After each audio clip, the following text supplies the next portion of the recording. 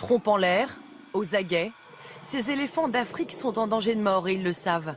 Les sentinelles montent la garde. Le prédateur dont ils ont peur, c'est l'homme. L'homme qui tue pour l'ivoire.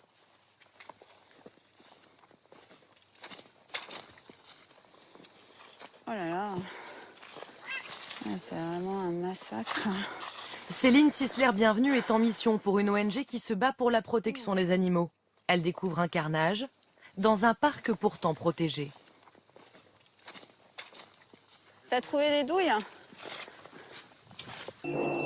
C'est toujours très difficile d'exprimer ce qu'on ressent dans ces moments-là parce qu'en fait, il y a un mélange de très grande tristesse, de colère, de révolte, surtout quand on sait qu'ils sont tués pour quelque chose d'extrêmement futile, étant donné que les défenses vont finir en statuettes.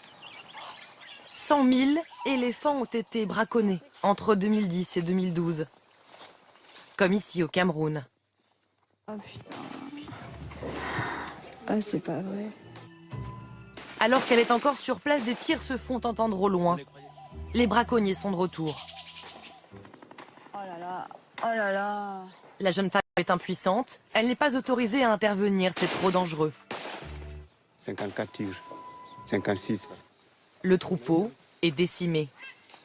En 7 ans, la population des éléphants a chuté de 30%, décimée par le braconnage. Car l'ivoire est très recherché, il se vend 1 000 € le kilo.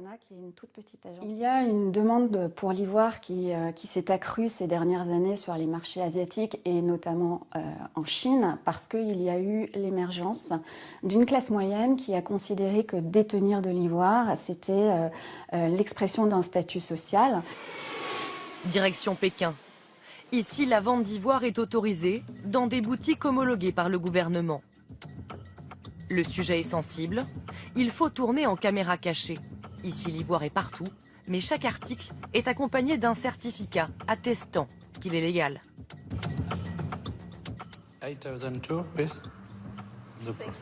6,000. And can I see the certificate?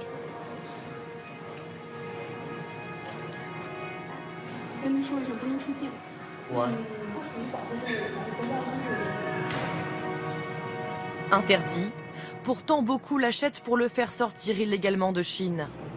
En Afrique, toutes les 15 minutes, un éléphant est abattu pour son ivoire.